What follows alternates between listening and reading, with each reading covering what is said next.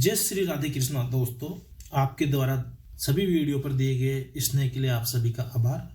हम सभी ने पिछले श्रीमद् भगवद गीता के 3 अध्याय को जाना है। आइए चौथे अध्याय को शुरू करते हैं। श्री भगवान उवाच। श्री भगवान बोले, मैंने इस अविनाश योग को सूर्य से कहा था। सूर्य ने अपने पुत्र विवस्वत मनु से कहा और मनु ने अपने पुत्र राजा इक्ष्वाकुसु से कहा। हे प्रताप अर्जुन, इस प्रकार परंपरा से प्राप्त इस योग को राजऋषियों ने जाना, किंतु उसके बाद वह योग बहुत काल से इस पृथ्वी लोक में लुप्त प्राय हो गया। तू मेरा भक्त और प्रिय सखा है, इसलिए वही यह पुरातन योग आज मैंने तुझको कहा है, क्योंकि यह बड़ा ही उत्तम रहस्य अर्थात गुप्त रखने योग्य विषय है। अर्जुन बोले, आपका जन्म तो अर्वाचीन अभी हाल का है और सूर्य का जन्म बहुत पुराना है, अर्थात कल्प के आदमी हो चुका था। तब मैं इस बात को कैसे समझूं कि आप ही ने कल्प के आदमी में सूर्य से यह योग कहा था। श्री भगवान बोले, हे प्रताप अर्जुन, मेरे बहुत से जन्म हो चुके हैं, उन सबको तू नहीं जानता, किंतु मैं जानता हूँ। मैं अजन्मा और अविनाशी स्वरूप होते हुए भी तथा समस्त प्राणियों का ईश्वर होते हुए भी अपनी प्रकृति को अधीन करके अपनी योग माया से प्रकट होता हूँ। हे भारत, जब जब धर्म की हानि और अधर्म की वृद्धि होती है, तब तब ही मैं अपने रूप को रचता हूँ, अर्थात साकार रूप से लोगों के सम्मुख प्रकट होता हूँ। साधु पुरुषों का उद्धार करने के लिए, पाप कर्म करने वालों का विनाश करने के लिए और धर्म की अच्छी तरह से स्थापना करने के लिए मैं युग युग में प्रकट हुआ करता हूँ। हे अर्जुन, मेरे जन्म और कर्म दिव्य अर्थात निर्मल और अलौकिक है। इस प्रकार जो मनुष्य तत्व से जान लेता है, वह शरीर को त्याग कर फिर जन्म को प्राप्त नहीं होता, किंतु मुझे ही प्राप्त होता है। पहले भी जिनके राग, भय और क्रोध सर्वथा नष्ट हो गए थे और जो मुझ में अनन्य प्रेम पूर्वक स्थित रहते थे, ऐसे मेरे आश्रित रहने वाले बहुत से भक्त उपयुक्त ज्ञान रूप तप से पवित्र होकर मेरे स्वरूप को प्राप्त हो चुके हैं। हे अर्जुन, जो भक्त मुझे जिस प्रकार बसते हैं, मैं भी उनको उसी प्रकार बसता हूँ, क्योंकि सभी मनुष्य सब प्रकार से मेरे ही मार्ग का अनुसरण करते हैं। इस मनुष्य लोक में कर्मों के फलों को चाहने वाले लोग देवता का पूजन किया करते हैं, क्योंकि उनको कर्मों से उत्पन्न होने वाली सिद्धि शीघ्र मिल जाती है। ब्राह्मण, क्षत्रिय, वैश्य और शूद्र, इन 4 वर्णों का समूह गुण और कर्मों के विभाग पूर्वक मेरे द्वारा रचा गया है। इस प्रकार उस सृष्टि रचना आदि कर्मों का कर्ता होने पर भी मुझ अविनाश परमेश्वर को तू वास्तव में अकर्ता ही जान। कर्मों के फल में मेरी स्पृहा नहीं है, इसलिए मुझे कर्म लिप्त नहीं करते। इस प्रकार जो मुझे तत्व से जान लेता है, वह भी कर्मों से नहीं बंधता। पूर्व काल में मुमुक्षुओं ने भी इस प्रकार जानकर ही कर्म किए हैं, इसलिए तू भी पूर्वजों द्वारा सदा से किए जाने वाले कर्मों को ही कर। कर्म क्या है और अकर्म क्या है, इस प्रकार का निर्णय करने में बुद्धिमान पुरुष भी मोहित हो जाते हैं। इसलिए वह कर्म तत्व में तुझे भली बातें समझाकर कहूँगा, जिसे जानकर तू अशुभ से अर्थात कर्म बंधन से मुक्त हो जाएगा। कर्म का स्वरूप भी जानना चाहिए और अकर्म का स्वरूप भी जानना चाहिए तथा विकर्म का स्वरूप भी जानना चाहिए, क्योंकि कर्म की गति गहन है।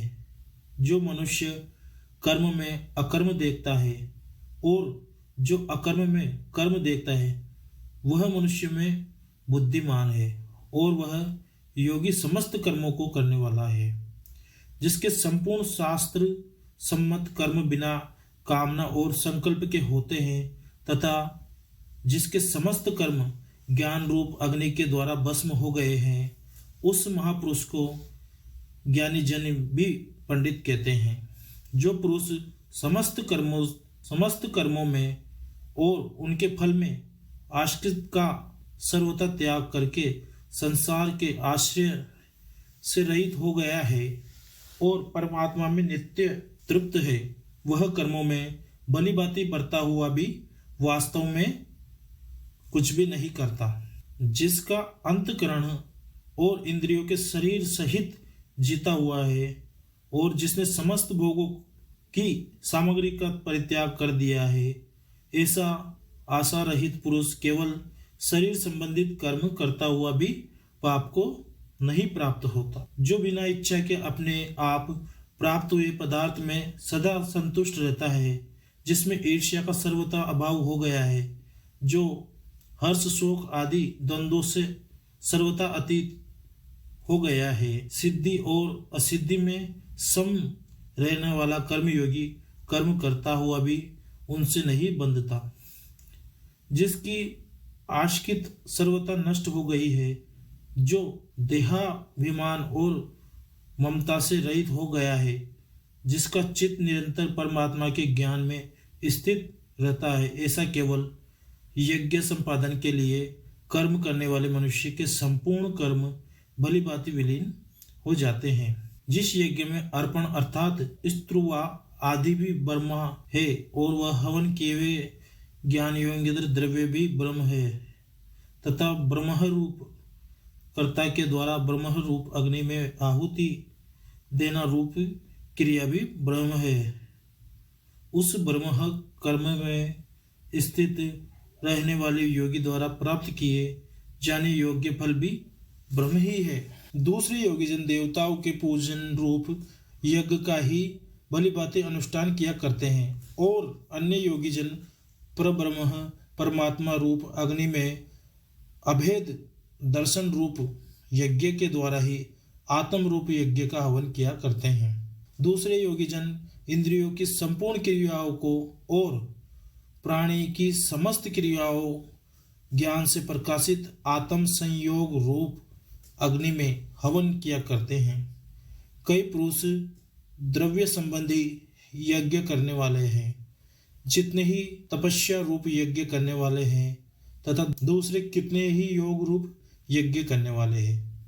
कितने ही अहिंसादि तीक्ष्ण व्रतों से युक्त यतनशील पुरुष स्वाध्याय रूप ज्ञान यज्ञ करने वाले हैं। वैसे ही अन्य योगी जन प्राण वायु में अपान वायु को हवन करते हैं तथा अन्य कितने ही नियमित आहार करने वाले प्राण याम प्रयाण यण पुरुष प्राण और अपान की गति को रोककर प्राणों में ही हवन किया करते हैं।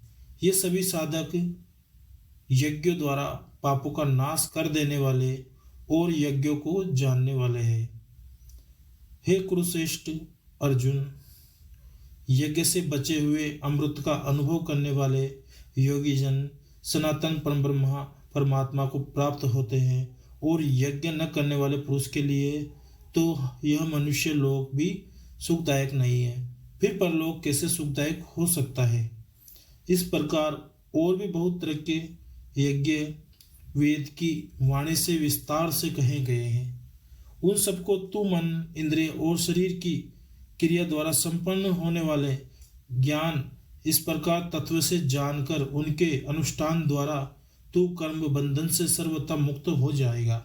हे परतप अर्जुन, द्रव्य में यज्ञ की अपेक्षा ज्ञान यज्ञ अत्यंत श्रेष्ठ है तथा यावन मात्र संपूर्ण कर्म ज्ञान में समाप्त हो जाते हैं। उस ज्ञान को तू तत्वदर्शी ज्ञान योग के पास जाकर समझ। उनको भली भांति दंडवत प्रणाम करने से, उनकी सेवा करने से और कपट छोड़कर सरलता पूर्वक प्रश्न करने से परमात्मा तत्व को भली भांति जानने वाले ज्ञानी महात्मा तुझे उस तत्व ज्ञान उपदेश करेंगे, जिसका जानकर फिर तू इस प्रकार मोह को नहीं प्राप्त होगा। तथा हे अर्जुन, जिस ज्ञान के द्वारा तू संपूर्ण भूतों को निशेष भाव से पहले अपने में और पीछे सच्चिदानंदन परमात्मा में देखेगा। यदि तू अन्य सब पापियों से भी अधिक पाप करने वाला है तो भी तू ज्ञान रूप नौका द्वारा निसंदेह संपूर्ण पाप समुद्र से भली भांति तर जाएगा। क्योंकि हे अर्जुन, जैसे प्रज्वलित अग्नि ईंधनों को भस्म कर देता है, वैसे ही ज्ञान रूप अग्नि संपूर्ण कर्मों को भस्म में कर देता है। इस संसार में ज्ञान समान पवित्र करने वाला निसंदेह कुछ भी नहीं है। उस ज्ञान को कितने ही काल में कर्म योग के द्वारा शुद्धांतकरण हुआ मनुष्य अपने आप ही आत्मा में पा लेता है। जितेंद्रिय, साधन परायण और श्रद्धावान मनुष्य ज्ञान को प्राप्त होता है तथा ज्ञान को प्राप्त होकर वह बिना विलंब के तत्काल ही भगवत प्राप्ति रूप परम शांति को प्राप्त हो जाता है।